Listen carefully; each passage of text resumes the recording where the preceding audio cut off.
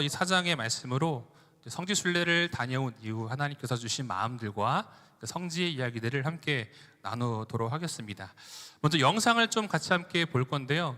제가 영상을 만들면서 조금 약간 MSG 더해서 사진 한 30만 장 찍은 것 같아요. 그 많은 사진들을 추격하는데 고생을 좀 했는데 최대한 줄이고 줄여서 만든 영상이 한 9분, 10분 정도 되는 영상이지만 조금 먼저 영상 같이 함께 보고 이야기들을 이어가도록 하겠습니다. 영상 먼저 보도록 하겠습니다.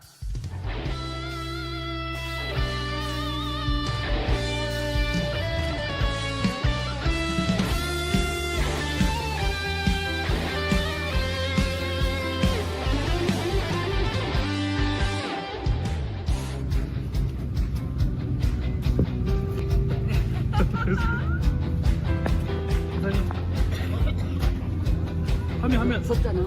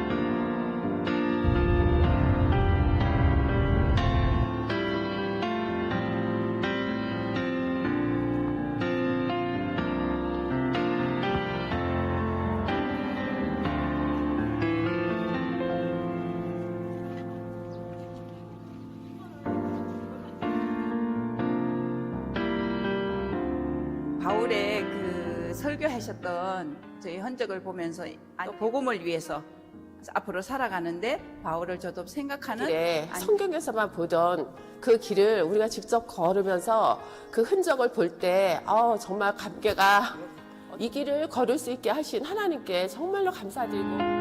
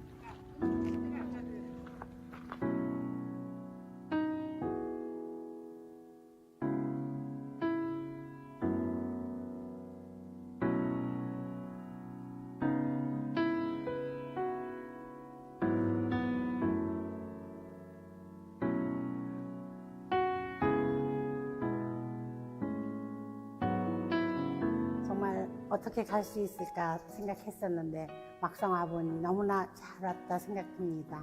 성지순례를 허락하신 하나님께 감사드립니다.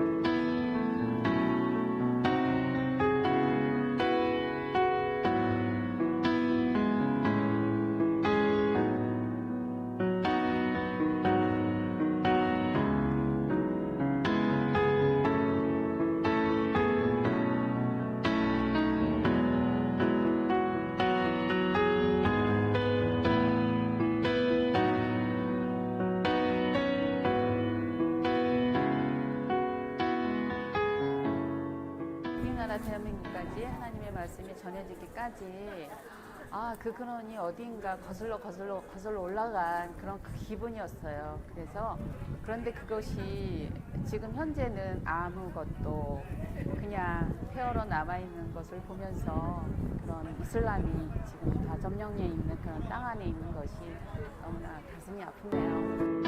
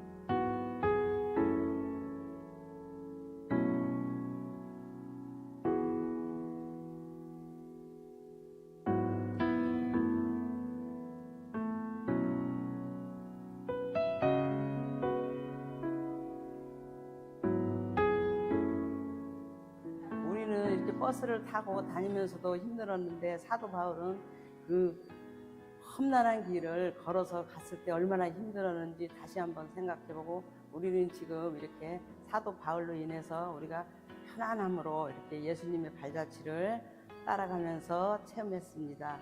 성지순례를 하게 하심을 진심으로 감사를 드립니다.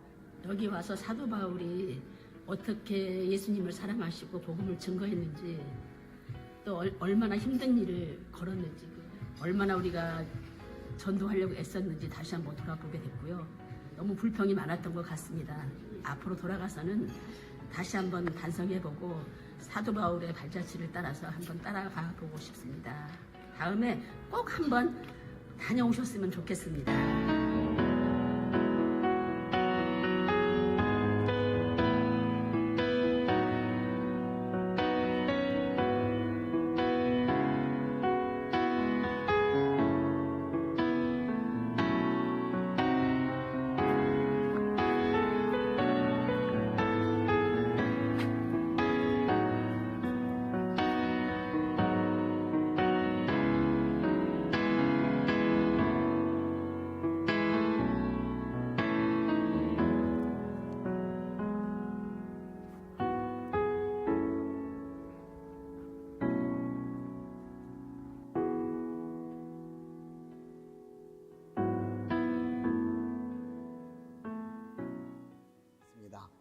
늘 말씀을 통해서만 들었던 사도 바울의 그 행적을 현실적으로 현장을 돌아보면서 만응을 느끼고 정말 그리스도의 심장을 가지고 온갖 핍박과 박해를 당하면서도 그 하나님 일에 적극적으로 동참해서 하나님 나라를 세워가는 모든 것들을 돌아보면서 많은 것을 믿음으로 도전을 받습니다.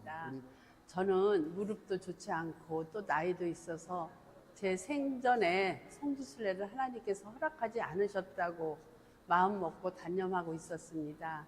그렇지만 이번 성지순례에 동참하게 되어서 정말 모든 것이 순간순간 하나님께서 저를 사랑하시고 또 하나님께서 은혜를 베푸셔서 건강하게 성지순례를 잘 다녀오게 하심을 더욱더 하나님 앞에 감사를 드립니다.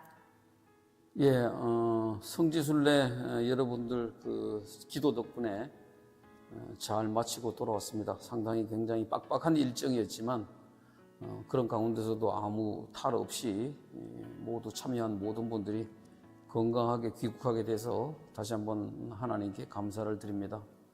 바울의 여정 중에서 실질적으로 현재에 그대로 남아있는 길들, 그런 길들이 곳곳에 있었습니다. 그래서 많은 흔적들, 뭐 교회라든가 이런 것들은 다 부서지고 없어지고 했지만 그 당시에 바울이 걸었다고 추정되는 그 도로를 걸으면서 바울이 얼마나 그 복음을 전하기 위해서 그 많은 길들을 도보로 돌아다니면서 주님을 증거했는지, 그러면서 저희들은 어떤 모습으로 지금 그 신앙생활을 하고 있는지, 또 하나님이 주신 그런 저희들에게 주신 사명을 어떻게 잘 감당하고 있는지 되돌아보는 귀한 시간이 되었음을 다시 한번 감사를 드립니다.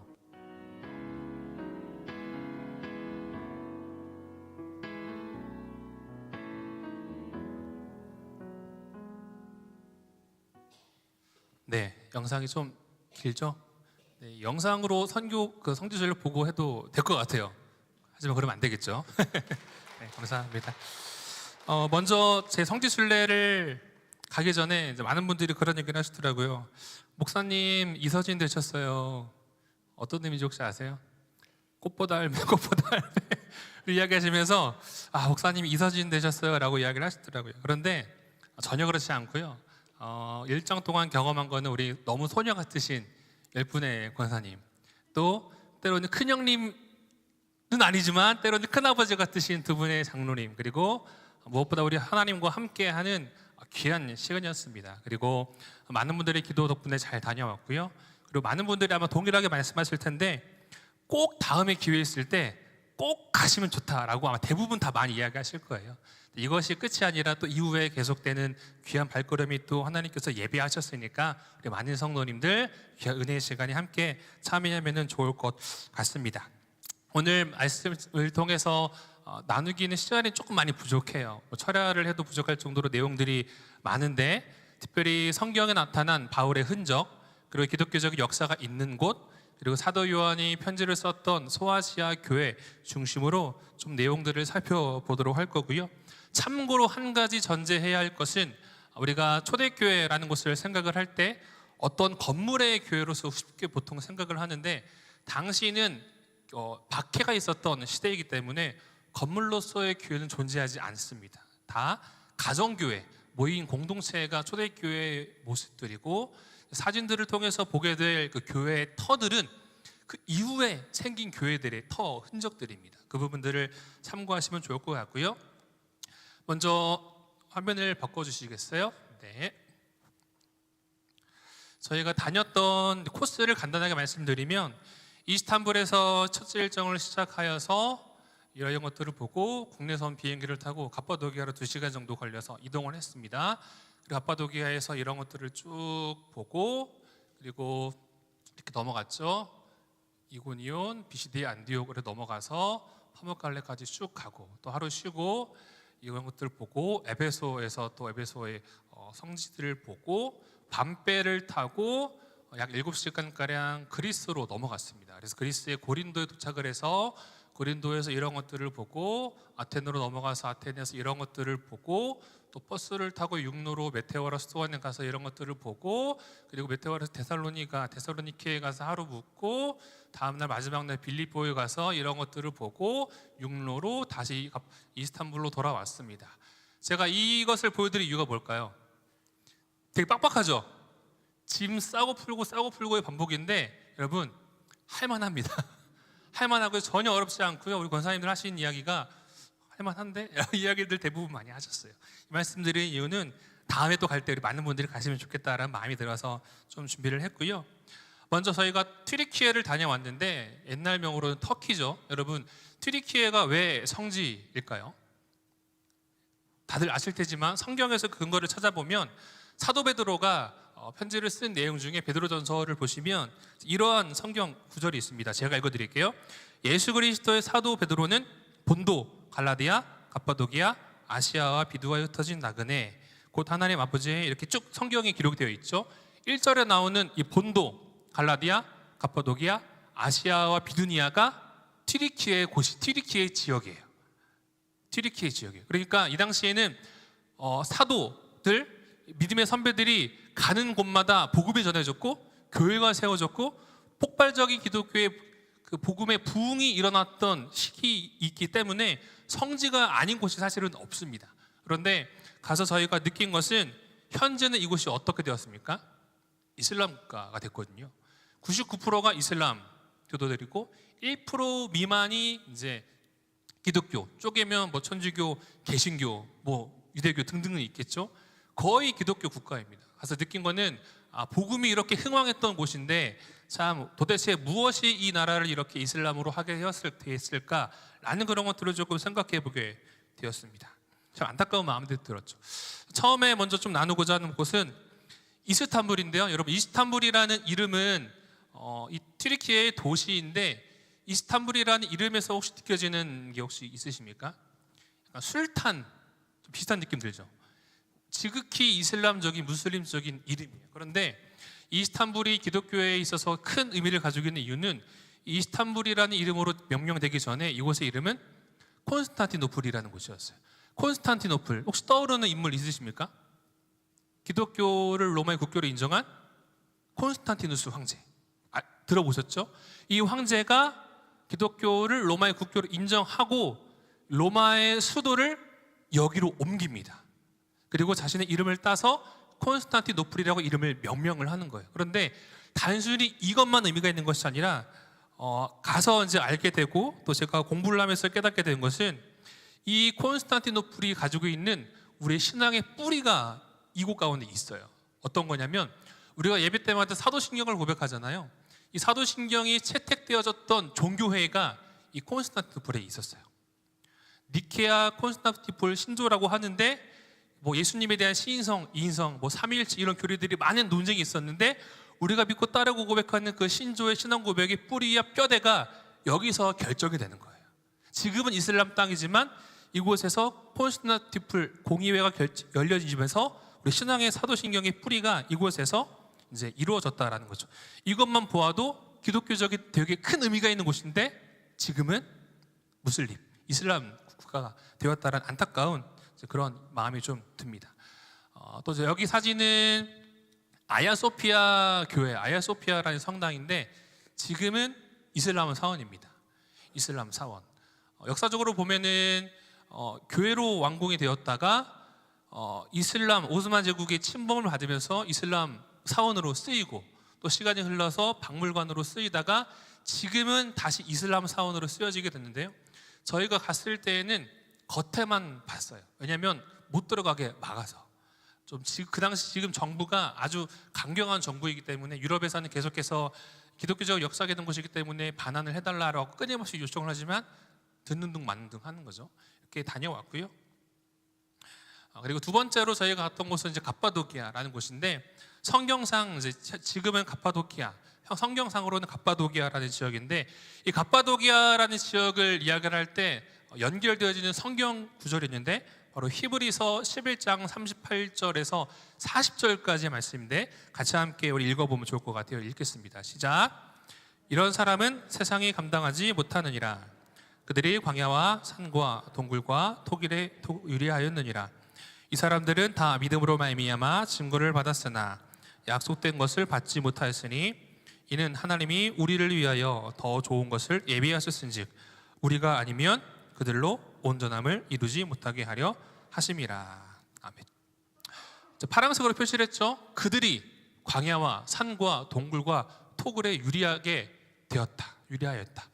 사진 보시면 어떤 느낌 드세요? 약간 토굴 같은 것들이 많이 보이지 않으세요? 이 지역이 특징이 가지고 있는 게 화산재로 이루어진 지형이기 때문에 사람이 손으로 파서 머물 수 있는 곳을 만들기 좋은 요건이었다고 합니다. 그래서 종교의 박해가 있을 때, 그리고 수도사들이 자신의 신앙을 경건하기 위해서 공동체를 이룰 때 이곳에 많이 들어가서 공동체를 이루고, 또 이슬람이든 로마든 종교적인 탄압이 있을 때 그들의 탄압을 피해서 이곳으로 들어가 공동체를 이루고 땅을 파고 교회를 세웠던 곳들이 바로 이 갑바도기아라는 지역이에요. 이 갑바도기아가 언제 성경에 처음 등장을 하냐면 사도행전 2장 9절의 말씀인데 한번 제가 읽어드리도록 할게요. 우리는 바데인과 메데인과 엘라민과 또 메소포타미아, 유대와 갑바도기아, 본도와 아시아. 자, 여러분 이 사도행전 2장이 어떤 사건을 기록한 장이죠? 오순절 성령의 임함. 성령 임하는 그 사건이잖아요. 그 성령이 임했을 때에 누가 있었다고요? 갑바도기아에서 온 사람들이 있었다라는 거죠. 그냥 그 사람들이 그것만 보고 끝냈을까요? 아니죠. 그 본 것을 경험을 토대로 복음의 씨앗이 그들에게 뿌려짐으로 말미암아 그들이 그들의 고향으로 돌아가서 복음을 전하고 부활의 증인의 삶을 살아갔겠죠. 그런데 그런 삶을 살아가는 게 쉽지 않죠. 어려움들도 있고 박해도 있고 심지어 순교까지 하는 삶을 그들이 살아가야 했는데, 그런 삶을 살아갈 때 믿음을 잃지 않고 신앙을 지키고 유지하기, 그리고 세속에 타협하지 않기 위해 그들이 따로 공동체를 이루어 살아갔던 곳이 이 갑바도기아라는 지역입니다. 가면은 그 갑바도기아 지역에 약 한 300개 정도가 넘는 수도원이 있다라고 하는데 현재는 한 30개 정도가 발굴이 되어졌고, 그렇다고 합니다. 그리고 이곳이 유명한 게 신학을 하신 분들은 대부분 아실 텐데 유명한 신학자들이 이곳 출신이에요. 니사의 그레고리, 성 바실리우스 등등이 이 갑바도기아 출신 신학자입니다. 사진을 보시면 이런 지형에 있고요. 이렇게 이런 바위 모습들도 있고, 이렇게 사람이 거했던 그런 흔적들도 있고, 여기는 여자 수도원 학교입니다. 여자 수도원 학교. 이 수도원 학교이기 때문에 여기 가시면 강의실도 있고, 주방도 있고, 그리고 씻을 곳도 있고, 사람들이 사는데 필요한 것들이 다 있어요. 이런 사진들이고요. 그리고 동굴교회이기 때문에 가시면 벽화들이 이제 크레스포라고 하는 그 석화 안에 있는 벽화가 있는데, 사진 찍다가 제가 혼났어요. 찍으면 안 되는데 찍다가 혼나서 하는데 하나 건졌더라고요.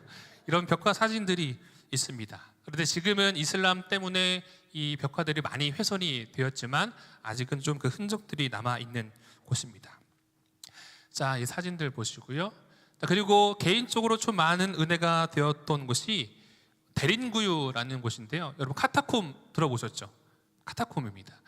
이 지역에 약 한 30개가 넘는 지하 도시가 있는데 그 중에서 가장 큰, 저희가 갔던 이 데린구유라는 곳이 가장 큰 지하 도시, 약 한 60m 정도가 되어진다고 하고, 저희가 갔을 때에는 20층까지만 이렇게 공개가 되어진다고 하는데 종교적인 탄압과 박해를 피해서 그들이 지하에 도시를 이룬 것이에요.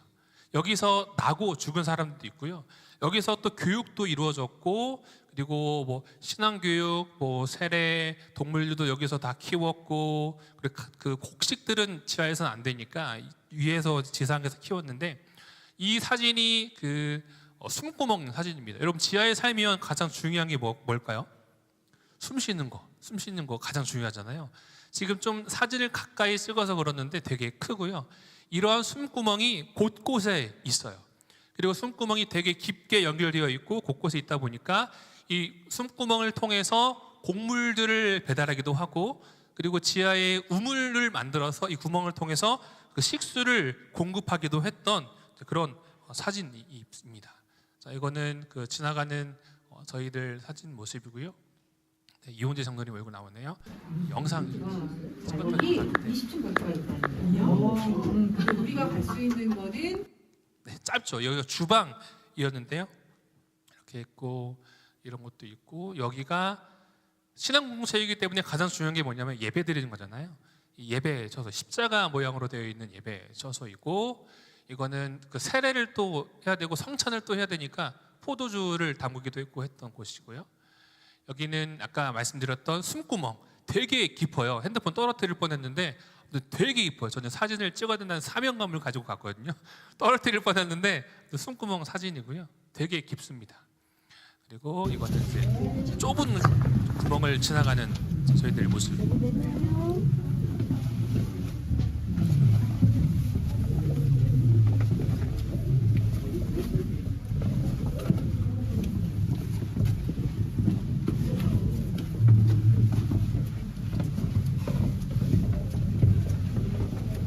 이런 곳을 이제 계속 넘어갔고 여기는 학교입니다. 교육이 제일 중요하잖아요.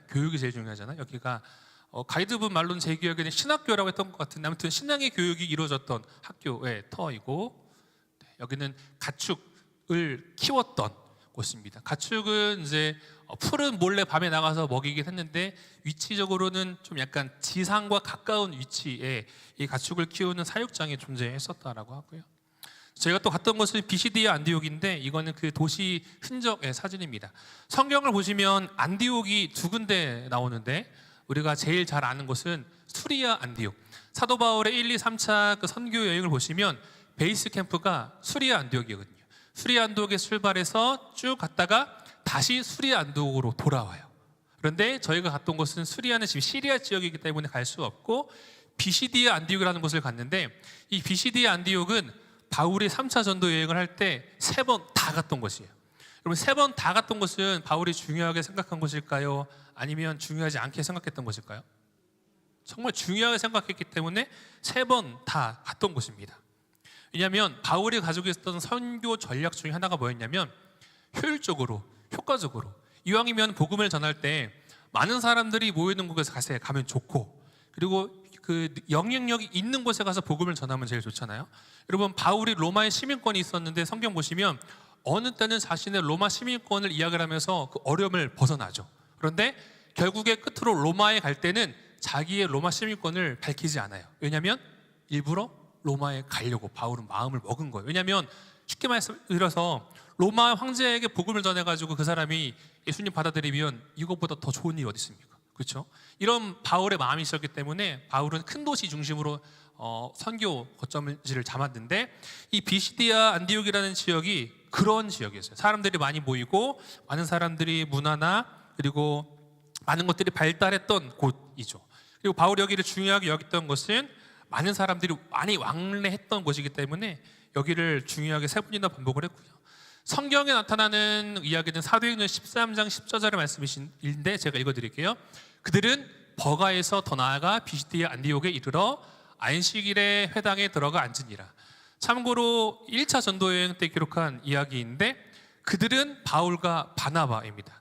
1차 전도여행 때 바울과 바나바하고 마가 요한이 동행을 하다가 마가 요한이 중간에 떨어지잖아요. 그곳이 버가인데 버가에서 더 나아가 비시디아 안디옥에 이르렀다라는 것은 바울과 바나바가 그곳에 도착했다라는 것이고 이 비시디아 안디옥에 와서부터 사도행전 보시면 바나바와 바울이라고 언급을 했다가 바뀌어요. 바울과 바나바라고. 그러니까 선교의 중점이 바울 중점으로 되어진다라는 것을 이 곳을 통해서 발견할 수가 있고요. 바울이 했던 선교 전략 중에 하나는 유대인 회당들에 꼭 가서 복음을 전했어요. 여기는 그 도시의 흔적이고 여기가 바울이 전했을 것으로 여겨지는 유대인 회당 터입니다. 이렇게 생겼고요. 보시면 이제 사도행 13장 43절 44절의 말씀인데 이것도 제가 읽어드릴게요. 회당의 모임이 끝난 후에 유대인과 유대교에 입교한 경건한 사람들이 많아 바울과 바나바를 따르니, 즉 간단히 말씀드리면 유대인 회당에서 비시디아 안디옥에서 바울이 복음을 전했어요. 그런데 놀랍도록 많은 사람들이 예수를 영접하는 거예요. 많은 사람들이 복음을 받아들이는 거죠. 심지어 유대인들조차. 그러니까 유대인 지도자들이 봤을 때 바울이 어땠을까요?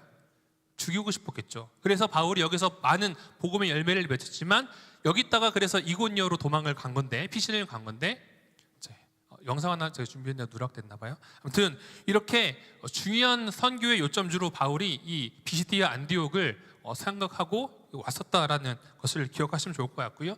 참고로 이 비시디아 안디옥에서 갈라디아서를 씁니다. 갈라디아 교회를 향한 갈라디아서를 이 비시디아 안디옥에서 기록을 합니다. 또 저희가 갔던 곳은 이제 라오디게아라는 곳인데 라오디게아 교회는 그 소아시아의 7교회 중에 한 교회이죠. 라오디게아 교회를 향한 주님의 말씀은 이거였어요. 같이 읽어보겠습니다. 시작. 내가 내 행위를 아노니 네가 차지도 아니하고 뜨겁지도 아니하도다. 내가 차든지 뜨겁든지 하기를 원하노라. 아멘.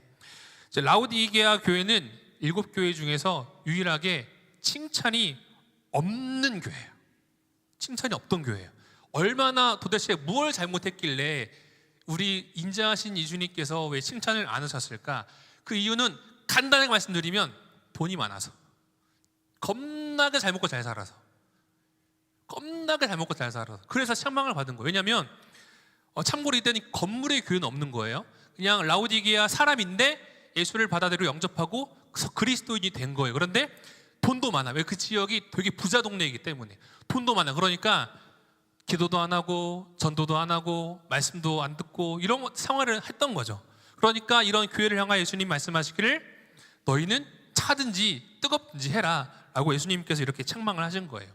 이 도시가 얼마나 부자였냐면 한 예로 이야기가 있는데, 당시 이 근대 지역에 큰 지진이 나가지고 많은 도시들이 다 폐허가 돼요. 그런데 로마가 이제 본국이죠. 로마가 최고 탑이잖아요. 각 지진 난 피해 지역들에게 도와주겠다고 이제 물품을 보내려고 합니다. 그런데 여기는 돈이 너무 많아가지고 괜찮아 넣어둬라고 말했던 교회. 그러니까 자신들의 힘으로 충분히 일어설 수 있는 힘과 재물이 있었던 교회. 그 정도로 돈이 많았던 교회. 그리고 이 지역이 유명했던 것들이 이제 세 가지가 있는데, 첫 번째는 안약, 눈약이 유명했고, 안약이 유명하다 보니까 눈이 불편한 사람들은 이곳에 와서 약을 다 샀겠죠. 그리고 양털이 되게 유명했어요. 양모, 의류가 되게 유명했고, 그리고 사람들이 많이 모이다 보니까 금융업이 발달했던 곳이 이 라오디게아 지역이에요. 그래서 예수님은 이 교회를 향하여 돈도 많고 하니까 신앙이 뜨뜻미지근했던 거죠. 그러니까 너희들이 차든지 뜨겁든지 해라 라고 이렇게 말씀을 하셨고요. 이거는 이제 얼마나 이야기하는 건 17절, 요한계시록 3장 17절, 18절, 19절이 되어져 있는데 같이 읽어볼까요? 시작. 내가 말하기를 나는 부자라 부유하여 부족한 것이 없다 하나 내가 곤고한 것과 가련한 것과 가난한 것과 눈먼 것과 벌거벗은 것을 알지 못하는도다. 내가 너를 권하노니 내게서 불로 연단한 금을 사서 부유하게 하고 흰옷을 사서 입어 벌거벗은 수치를 보이지 않게 하고 안약을 사서 눈에 발라보게 하라. 무릇 내가 사랑하는 자를 책망하여 징계하노니 그러므로 내가 열심을 내라 회개하라. 쉽게 말씀드리면 이거죠. 네가 부자라고 해서 부족한 것이 없다고 여기지만 너는 영적으로 가난하고 영적으로 메말라 있다라는 것을 예수님께서 책망하신 거예요.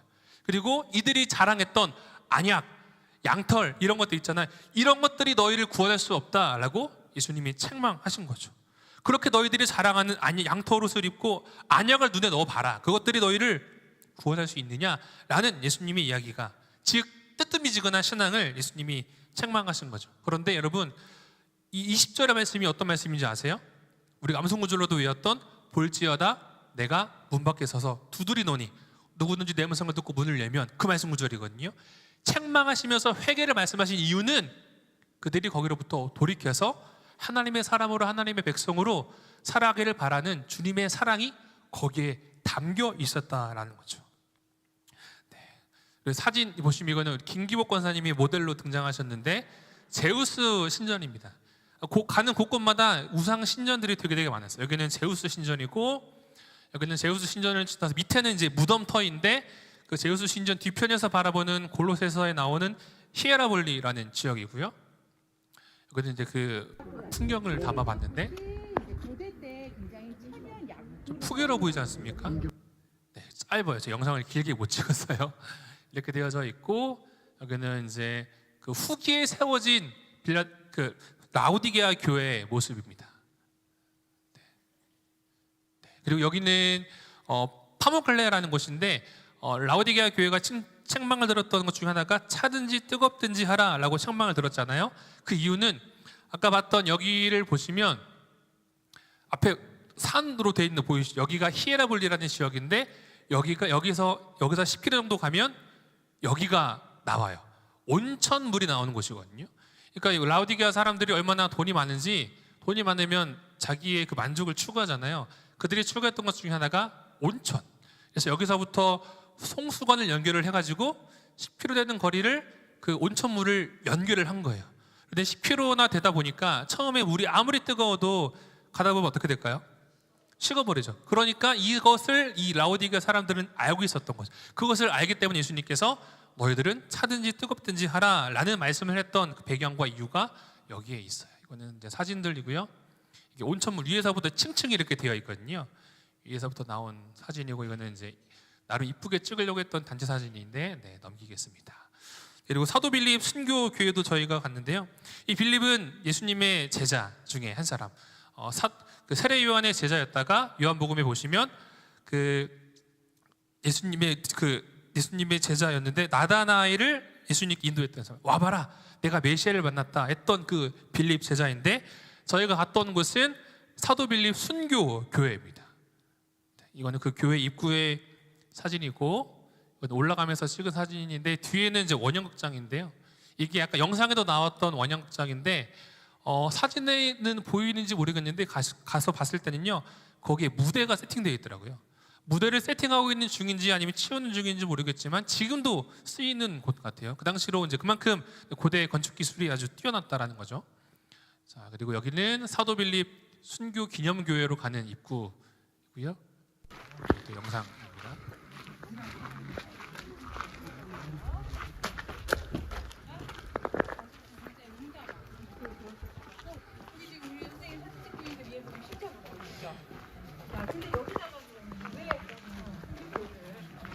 교회고요. 거기서 찍은 이제 터인데 추론을 하기를 사도 빌립이 어디에서 순교를 했느냐, 이 거리가 멀지 않거든요. 여기서 조금 더 올라가면 그 사도 빌립 순교 기념교회가 나오는데 아마 여기에서 사도 빌립이 복음을 전하다가 돌을 맞아서 죽었을 것이다라고 추론을 하지만 팩트는 사도 빌립의 무덤이 어디인지는 안다 모른다? 모르는 거예요. 왜냐하면 사도 빌립은 죄수로 죽었잖아요. 그러니까 죄수에 대한 기록을 남길 필요가 있을까 없을까요?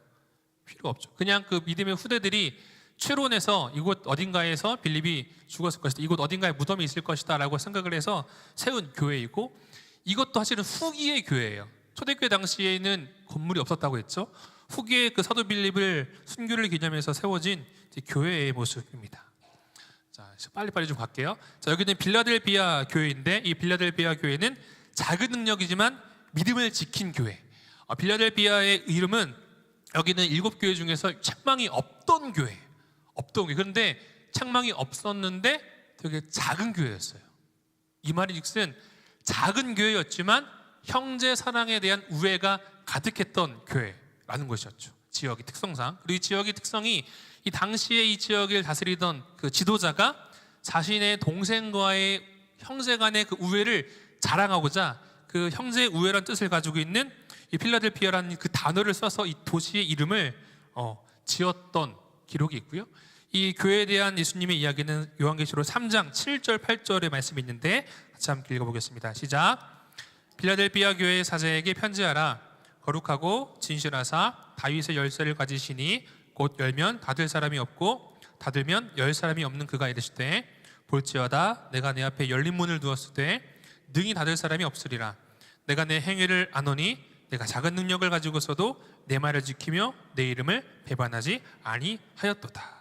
8절 보시면 내 앞에 열린 문을 두었을 때 능히 닫을 사람이 없다라는 예수님의 이야기가 있는데, 이 말인즉슨 이 도시는 형제 사랑이 많은 곳이었기 때문에 사람들을 기본적으로 환대하는 그런 도시의 특성을 가지고 있었다라고 해요.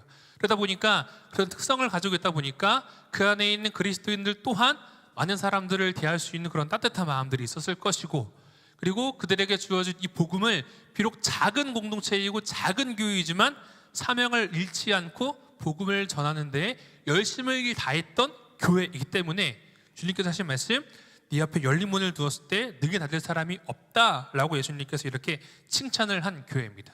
여기서 깨닫게 되어지는 것은 교회는 교회의 규모나 재정이나 사이즈가 아니고 주님의 뜻을, 주님의 사명을 얼마나 순종하고 이루어드리니까 그것이 교회가 주님의 기쁨이 되는 기준이다라는 것을 발견을 하게 되고요. 이런 사진입니다. 그리고 사대교회에도 갔는데요. 사대교회는 요한계시록 3장 1절에 말씀이 되어 있는데 이것도 같이 한번 읽어볼게요. 시작. 사대교회의 사자에게 편지하라. 하나님의 7영과 7표를 가지시니가 이르시되 내가 내 행위를 아노니 네가 살았다는 이름은 가졌으나 죽은 자로다. 사대교회는 살았으나 죽은 교회예요. 즉 규모나 덩치나 사람들은 많았지만 영향력이 없는 교회. 이 교회가 처음부터 그랬던 곳은 아니고요. 처음에는 많은 사람들이 예수님을 믿고 폭발적인 부흥이 일어났대요. 그런데 시간이 흐름에 따라 사람들은 많이 모이고 많은 것들을 갖게 되어지지만 뜨거운 신앙을 잃어버린 교회. 그리고 많은 물질과 풍요롭게 삶을 살아가지만 그러나 신앙의 타락이 있던 교회. 그리고 사대가 가지고 있던 특징 중에 하나가 여기가 사금이 되게 많았대요. 그리고 기록에 따르면 이 지역의 왕이 금으로 된 동전을 처음으로 사용했던 왕. 그러니까 돈이 많다 보니까 지역 사람들이 돈이 많은 거예요. 그러니까 돈이 많으면 문제예요. 돈은 이제 하나님께서 주신 적당한 이제 관리를 할 줄 알았는데, 아무튼 돈이 많아가지고 문제였던 곳이 이 4대 지역이었고, 교회, 오늘날로 따지면 교회가 엄청 대형 교회예요. 사람들도 많이 모이고 교회 규모도 크고 한데 영향력이 없는 교회. 선교도 하지 않고 구제도 하지 않고 전도도 하지 않고 복음도 전하지 않고 그냥 자기들끼리 그 안에서 만족만 누리는 교회가 이런 4대 교회였다라는 거죠. 그리고 이 교회를 향한 하나님의 또 말씀이 무엇이었냐면요, 3절 말씀 보시면 그러므로 내가 어떻게 받았으며 어떻게 들었는지 생각하고 지켜 회개하라. 만일 일깨지 아니하면 내가 도둑같이 이르리니 어느 때에 내가 이르는지 내가 알지 못하리라. 이 말씀을 하신 배경도 있는데, 이 4대라는 지역이 난공불락의 요점인 지였다고 합니다. 그러니까 적들이 쉽게 공격할 수 없는 곳. 그러다 보니까 이곳에 사는 사람들은 그런 교만함이 있었죠. 우리 동네 이 지역은 적들이 쉽게 침범할 수 없는 곳이야. 그러니까 우리는 안전해라는 마음들이 그들에게 있었고, 그런데 다 설명드리기 그렇지만 어느 한순간에 한 병사의 실수로 인하여서 그곳이 그날 밤 단번에 함락되고 말아요. 즉 이 말인즉슨 우리 또한 나는 괜찮아, 나 정도면 괜찮아, 나 정도면 괜찮아가 아니라 말씀처럼 그런즉 선줄로 하는 자는 넘어질까 조심하라라는 주님의 말씀처럼 항상 우리의 영적인 경각심을 가지고 살아야 된다라는 것을 발견하게 되어지고요. 가면은 이거는 아데미 신전의 기둥인데 되게 크거든요. 보시면 사람보다 사람 한 3명, 4명 정도 되는 사이즈인데 이것 또한 무너져서 일부만 남은 거예요. 엄청 큰 기둥터이고, 보시면 이 기둥터 뒤에 조그맣게 쓰니까 동그랗게 표시를 한 곳이 있는데 여기가 4대 교회. 여기 또한 초대교회 당시 4대 교회는 아니고 후기에 세워진 교회 터예요. 자, 여러분, 아데미 신전 옆에 지금 뭐가 있나요? 교회가 있죠. 아데미 신전은 풍요와 다산의 신이기 때문에 기록에 따르면 그 신전에 가서 제물을 드리고 엄청난 음란한 행위들이 가득했어요. 그런데 그것에 바로 옆에 조그마한 교회가 있다는 것은 그들이 그런 세상의 풍요와 쾌락이라는 시간 속에서 그들의 믿음을 지키기 위해서 얼마나 부단히 노력했을까, 얼마나 영적인 씨름을 했을까라는 것들을 살펴볼 수 있게 되는 거죠.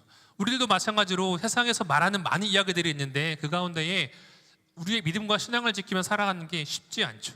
그러나 우리가 그런 믿음을 지키며 살아가기 위해 주님의 십자가를 붙들고 나아가면 주님께서 그런 우리에게 기쁨을 주시고 은혜를 주실 것을 이 4대 교회를 보면서 좀 깨닫게 되었고요. 네, 이것은 그 4대 교회 후기에 세워진 교회입니다. 거기에서 찍은 에베소들이고, 사도 요한 기념 교회 있는데 사도 에베소에 있는 교회인데 전승에 따르면 사도 요한이 마지막에 숨을 거둔 곳이 에베소예요. 반모섬에서 요한계시록을 기록하고 유배가 끝난 뒤 에베소로 넘어와서 요한복음과 이제 요한 그 서신서들을 기록했다라고 하는데, 이 사도 요한이 죽었다라고 여겨지는 곳이 이 에베소. 예수님의 제자들은 다 순교했잖아요. 그런데 사도 요한은 순교하지 않고 편안한 임종을 했다라고 여겨지는 제자인데, 여기 가시면 여기 보시면 기둥 가운데 보이시죠? 여기가 사도 요한의 무덤이 있었던 곳으로 여겨지는 그 터예요. 저희가 갔을 때는 정교회에서 그들의 의식을 그들의 미사를 하고 있더라고요. 그래서 가서 가까이 보지 못했는데 가서 보고 봐서 거의 시끄럽게 떠드니까 쉿 하더라고요. 네, 그래서 그런 이제 터이고, 여기는 여기도 후기에 세워진 교회인데 세례가 있었던 그 세례터 십자가의 모양을 담고 있고요. 그리고 에베소 지역을 넘어갔는데요. 에베소는 첫사랑을 버린, 성경에 따르면 첫사랑을 버린 교회. 그리고 에베소 교회 사진을 준비하지 않는 이유는 에베소 교회는 특정한 한 교회를 딱 집으신 게 아니라 에베소 지역에 있는 여러 교회들을 향한 그 주님의 말씀이에요. 에베소 교회. 에베소도 되게 유명했던 부가 많았던 교회인데 이 에베소 교회를 향한 예수님이 뭐라고 책망하시느냐? 네가 첫사랑을 버렸다. 첫사랑을 버렸다라고 책망을 하신 교회. 처음에는 많은 신앙의 성공이 있었지만 부가 축적되면서 사치와 유행과 향락이 가득했던 도시로 여겨지고, 그리고 여기는 보석이 되게 유명했는데 보석을 사려면 에베소로 가라라는 말이 있을 정도로, 우리 같은 경우는 그 전자제품 사려면 어디로 가야 되죠? 용산으로 가야 되고 막 그런 이야기처럼 보석이 되게 유명했던 곳이 에베소 지역이라고 해요. 풍요로웠던 지역이죠. 에베소에 가시면 이제 이 누가라는 그 사람의 사도행전과 누가복음을 기록한 누가라는 사람의 묘의 흔적이 있는데, 제가 사진을 찍지는 못했는데 가시면 한글로 되어 있는 팻말이 있어요. 성지 보존학회. 가서도 한국인의 위대함을 느꼈는데, 성지 보존학회라는 곳에서 여기는 누가의 묘의 흔적이기 때문에 성지로서 의미가 있다라고 이제 그 딱 한 곳이에요. 이것을 발견하게 된 이유는, 근원은 누가를 상징하는 게 황소의 비석이 누가를 상징하는데 그 황소의 비석이 여기서 많이 발견이 되었다라고 해요. 그래서 누가의 묘도 여기서 제가 가서 봤고요. 그리고 여기는 셀수스 도서관이라고 해서 여러분들이 쉽게 이야기로는 바울이 에베소에서 3년을 머무는데 여기서 강연을 했던 두란노 서원. 두란노 서원은 들어보셨죠? 이 두란노 서원에서 바울이 강연했던 이 자리가 이 셀수스 도서관이라는 곳이에요. 그럼 바울이 3년이라는 시간 동안 머물면서 그냥 여기 한 번만 와서 설교했을까요? 복음 전했을까요? 저 같으면 매일매일 갔을 것 같아요. 3년이라는 시간 동안 한 번만 간 게 아니라 계속해서 가서 복음을 전하고 제자들을 키우고 양성하고 하는 그런 시간들이 바울에게 있어서 에베소에서 3년이라는 시간 동안 있었겠죠. 여기가 그런 두란노 서원의 자리이고, 이거는 이제 영상의 모습이에요. 이렇게 가니까 사람들이 엄청 많더라고요. 엄청 저희가 가는 날은 그래도 사람이 적었는데 아무튼 되게 역사적으로도 의미가 있는 그런 곳이었고, 그리고 이게 그 이야기죠. 사도행전 19장 9절에 두란노 서원에서 날마다 강론하니라. 하루만 간 게 아니고 때마다 가서 여기서 복음을 전했다라는 성경의 기록이 있죠. 여기는 이제 그 에베소에 있는 원형 경기장인데 약 2만 명 정도 수용이 가능하고요. 보시면 여기 그 사진에 잘 보이는지 모르겠지만 그 입구 같은 곳이 있거든요. 그리고 위에는 뭐 왕과 같은 사람들이 앉을 수 있는 그 의자가 있어요. 여기가 어떤 곳이었냐면은 검투사들의 검투가 펼쳐지고, 그리고 노예와 맹수들의 대결이 펼쳐졌던 곳. 그러니까 이 에베소의 리더들이 여기서 관람을 했겠죠. 그리고 많은 사람들이 이 관객석에 가가지고 관람을 했겠죠. 그 당시에 죄수들, 노예들은 누구였을까요? 진짜 잘못한 사람들도 있지만 예수 믿는 사람들, 기독교인들이 여기에서 맹수와 싸우다가 피 흘렸던 곳이에요. 피 흘렸다. 많은 사람들이 보고 비웃었겠죠. 예수 믿더니 저렇게, 이런 표현 죄송하지만 동물의 밥이 되는구나, 개죽음 되는구나, 예수 믿어서 뭐해? 사람들이 손가락질했겠죠. 그러나 그들은 그런 손가락질에도 그들의 믿음을 포기하지 않고 예수를 부인하지 않고 순교했던 순교자들의 피가 흘린 곳이 바로 이 원형 경기장이고요. 네, 사진입니다. 여기는 마리아 기념교회 터인데 우리 개신교하고는 사실은 연관은 없어요. 그런데 마리아가 참고로 에베소에 머물렀거든요.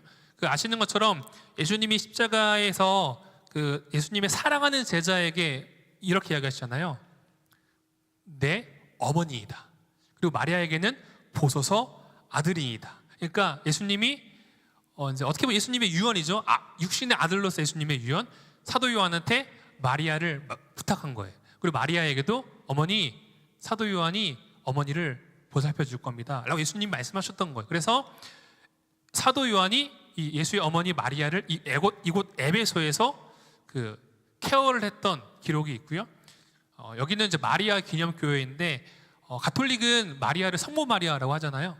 그 이유는 이제 초대교회 역사를 보면 많은 신학적인 논쟁이 있는데 여기서 마리아는 성모다라는 것이 결정이 되어져서 그것을 기념한 마리아 기념교회가 여기에 있는 거예요.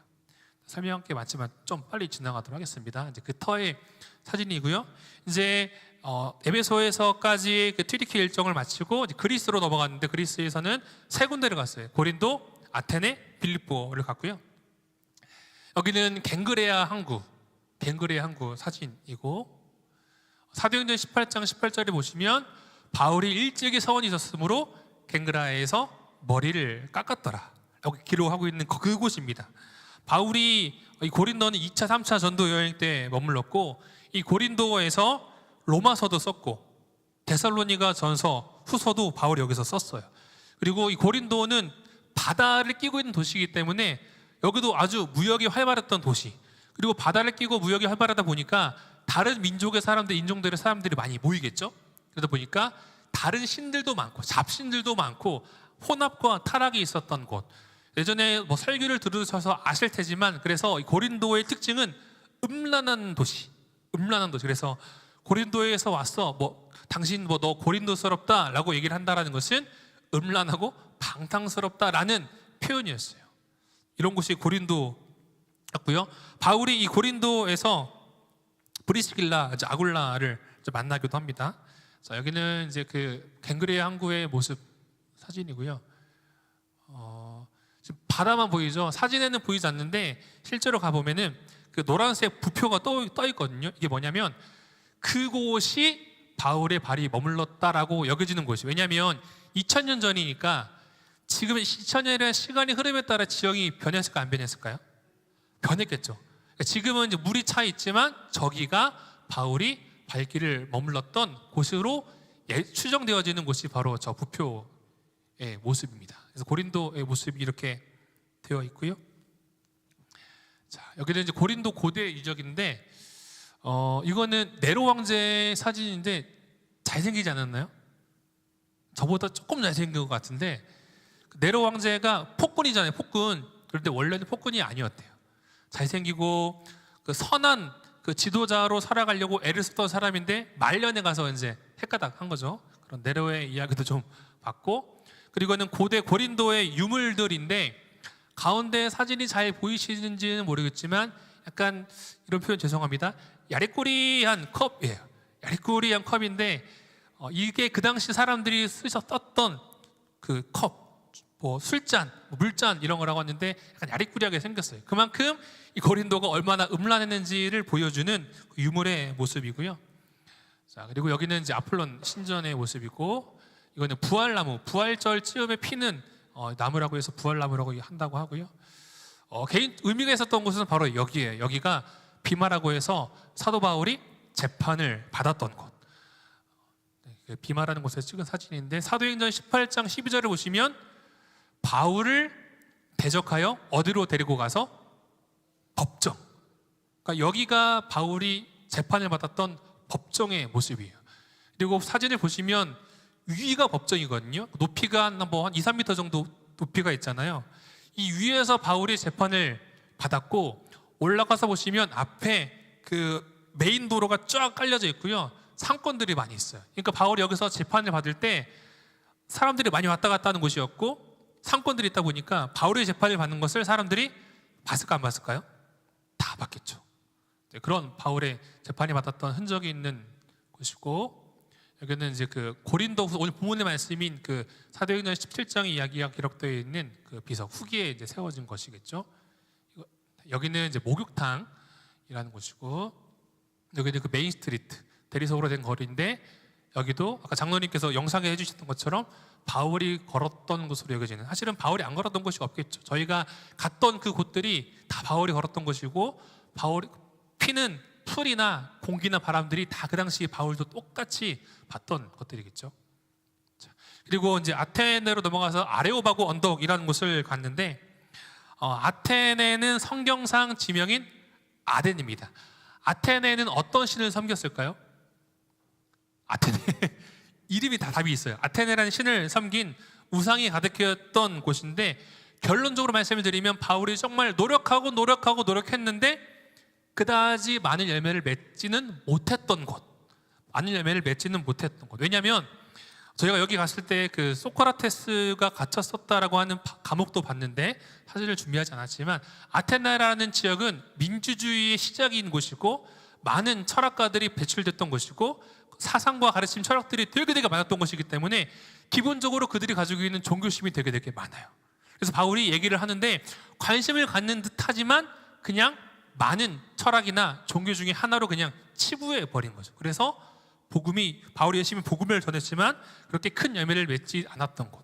성경에서는 17장 22절에 바울이 아레오바고 가운데 서서 말하되 아덴 사람들아 너희를 보니 범사에 종교심이 많도다. 이 바위에서, 여기가 아레오바고 바위인데 밑에 있는 그 비석이고, 제 얼굴이 나왔네요. 죄송합니다.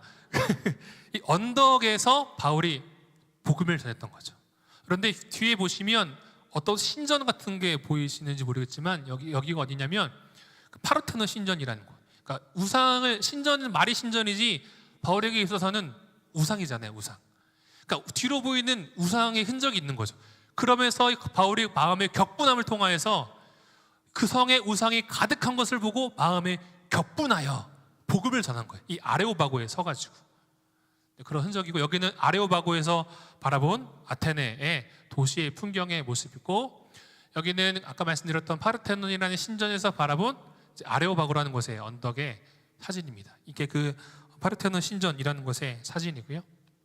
자, 또 저희가 갔던 곳이 산정수도원이라는 곳인데, 이 포토그래프는 권태현 장로님이 찍으신 사진입니다. 인터넷에서 퍼온 게 아니고 사진 되게 이쁘게 잘 나왔죠. 네. 안 나왔나요?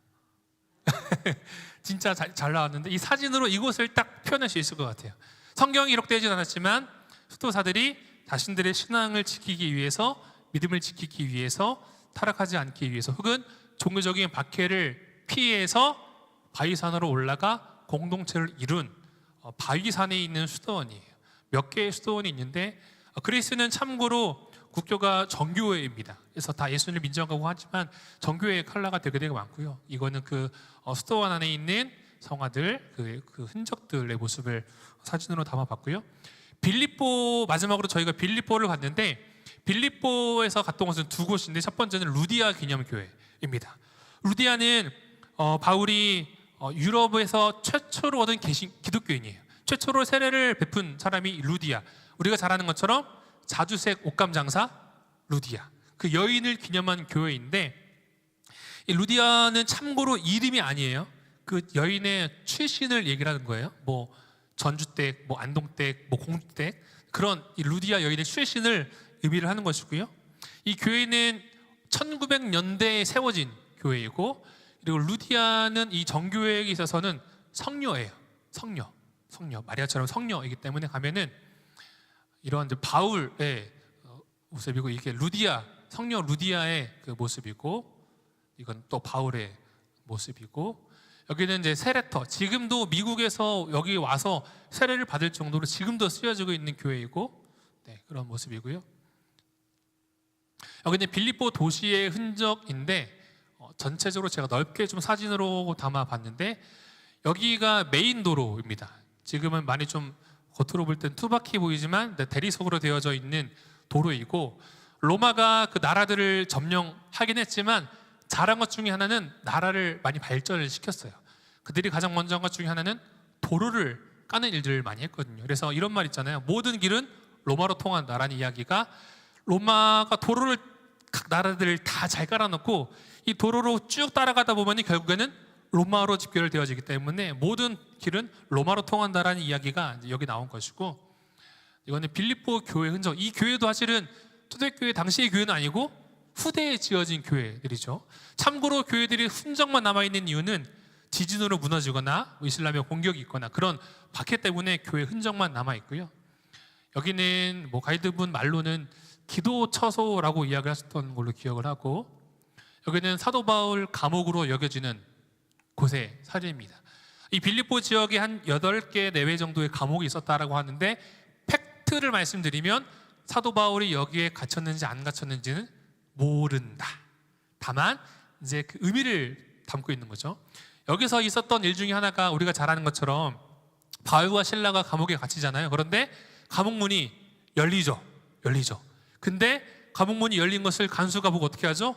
죽었구나, 자살하려고 하는데 바울이 멈춰! 그러면서 너와 내 집은 그 주 예수를 믿으라, 그래야만 너와 내 집이 구원을 얻으리라 라고 복음을 전하잖아요. 그 일들이 일어났던 곳이 이제 여기라고 이제 보시면 되고요. 이게 그 사진들이고, 네. 그리고 이제 이거 다시 제가 돌아온 이유는 시간이 좀 많이 지났지만 이제 좀 맺도록 할게요. 성지순례 일정을 쭉 지내오면서 다들 느끼신 바가 다를 텐데 저한테는 좀 그런 질문이 좀 들어오더라고요. 바울은 차도 없고 배도 없고 비행기도 없는데 어떻게 이 복음을 전하는 사명을 감당할 수 있었을까? 그리고 끈질기게 가는 곳들마다 바울을 대적하는 사람들이 끝까지 쫓아와요. 바울을 박해하고 심지어 바울은 죽을 뻔도 했거든요. 물론 나중에 순교를 했지만 어떻게 이 사명들을 바울은 그리고 믿음의 초대교회 성도들은 그 시간들을 감당할 수 있었을까? 이 비석에 새겨져 있는 말씀이 바로 오늘 본문의 말씀인 고린도후서 4장 17절, 18절의 말씀인데 같이 함께 읽어보도록 하겠습니다. 시작. 우리가 잠시 밟는 환난에 경한 것이 지극히 크고 영원한 영광의 중한 곳을 우리에게 이루게 함이니 우리가 주목하는 것은 보이는 것이 아니요 보이지 않는 것이니 보이는 것은 잠깐이요 보이지 않는 것은 영원함이라. 아멘.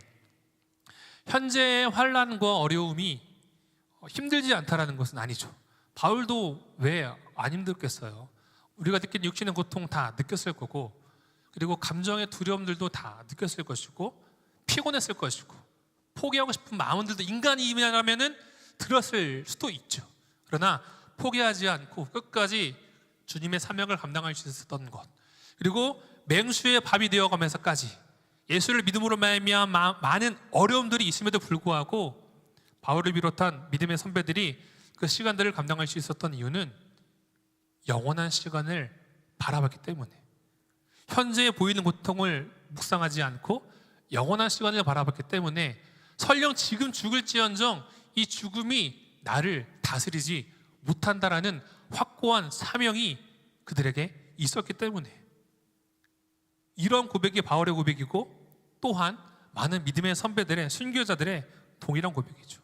돌이켜보면 참 감사한 게 많더라고요. 우리는 이렇게 좋은 공간에서 날씨가 더우면 시원하게 에어컨 틀고 추우면 따뜻하게 난방해주고 편하게 신앙생활 하잖아요. 그리고 우리 새생명 축제 하는데 다들 이제 열심히 기도하고 계실 테지만 우리는 전도 잘 안 해요. 복음 잘 전하지 않아요. 저도 마찬가지. 왜 그래요? 예수님이 전하면 일단 쪽팔리고 예수님이 전하면 누군가가 굳이 유별나게 왜 저런 이야기를 해? 라고 이야기를 들을까 봐 일단 움츠러 듣는 거죠. 전하지도 않아요. 그리고 특별히 가족에게도 이야기하자는 이유는 예수님도 마찬가지지만 가족에게는 더 쉽지 않은 것 같아요. 그렇기 때문에 우리는 복음을 전하는데 주춤하고 멈춰서고 망설이는 게 우리의 모습에 이것을 좀 생각을 하게 되죠. 그러나 우리의 신앙생활을 돌아볼 때 성지순례 여정을 통해서 느낀 거는 우리에게 주어진 분명한 사명이 있구나. 직업이든 나이든 성별이든 다 떠나서 우리 모두는 예수님의 십자가 복음을 전해야 하는 그 부활을 전해야 하는 거룩한 사명이 우리에게 다 있다라는 거죠. 그런데 우리가 겁나니까 사람들이 우리를 이상하게 여길까 봐 두려워서 쪽팔려서 어느 정도 이미 결론을 내버리고 안 하는 거예요. 그러나 바울과 믿음의 선배들이 그 시간들을 감당할 수 있었던 이유는 주님이 부르신 사명이 그들을 이끌었고 붙잡았고 두려움과 박해와 어려움들과 낭망이 그들에게 찾아왔어도 주님과의 사귐의 시간들을 그들이 살아갔기 때문에 그 시간들을 감당할 수 있었던 것. 즉 지금 장차 현재의 고난과 어려움들이 다가와도 영원한 시간을 그들은 붙잡았기 때문에 우리가 그들이 그런 삶을 살아가고 우리 또한 살아가게 된다는 거죠. 제가 예언 한 가지 할까요? 우리 모두는 다 죽습니다. 다 죽어요. 10년 뒤든 20년 뒤든 30년 뒤든 40년이든 120세 인생이니까 80년이든 다 죽어요. 이 말인즉슨 우리가 살아가는 삶에 죽음 이후에 또 다른 세계가 있다는 것을 우리가 기억해야 한다는 거죠. 그러면 우리에게 주어진 물질이든 우리에게 주어진 건강이든 우리에게 주어진 가족이든 우리에게 주어진 우리의 그 무엇이든 누구를 위해서 우리가 살아가야 될까요? 주님을 위해서 우리가 살아가야죠. 그러나 그렇지 못할 수도 있지만 주님께서 교회들에게 하셨던 이야기, 책망할 때로는 하시기도 하시지만 책망 가운데 가지고 계신 주님의 뜻은 돌이키고 사랑으로 살며 살아가기를 바라시는 주님의 뜻이 그것 가운데 담겨 있다는 거죠. 저는 참 회개가 좀 많이 되더라고요. 죄송합니다.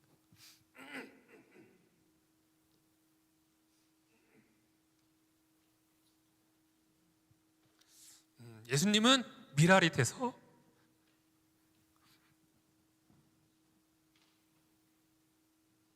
울면 반칙인데 미랄이 돼서 자신의 모든 것을 주셨는데 우리는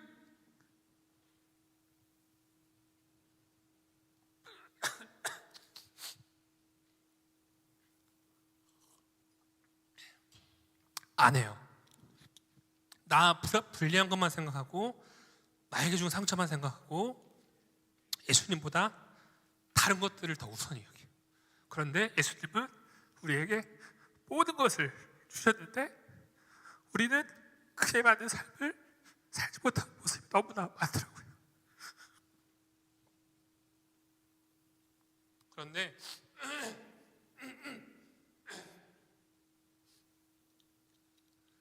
주님은 우리에게 지금도 동일하게 말씀하세요. 내가 너를 불렀고 너를 통하여 나의 일을 할 것이다. 내가 너를 구원하였고 내가 너를 통하여 나의 일을 할 것이다 라고 지금도 말씀하시죠. 그 하나님께서 오늘 우리들을 부르십니다. 특별히 새생명 축제 앞두고 있잖아요. 혹시 아직도 마음에 두려움이 있는 분들 계시면 여러분, 우리 모든 짐을 우리가 갖고 있는 것이 아니라 하나님께 맡겨드리면 좋을 것 같아요. 우리가 말을 잘한다고 해서 그들이 주님을 영접하는 것이 아니라 하나님께 있거든요. 그래서 우리는 복음의 씨앗을 뿌리고 때로는 아볼로처럼 물을 주고 자라게 하시는 분은 하나님이신 것을 믿는 믿음으로 우리에게 주어진 이 믿음의 삶을 온전히 잘 감당하며 살아가는 모든 하나님의 사람들 되기를 주님의 이름으로 축원합니다. 기도하겠습니다.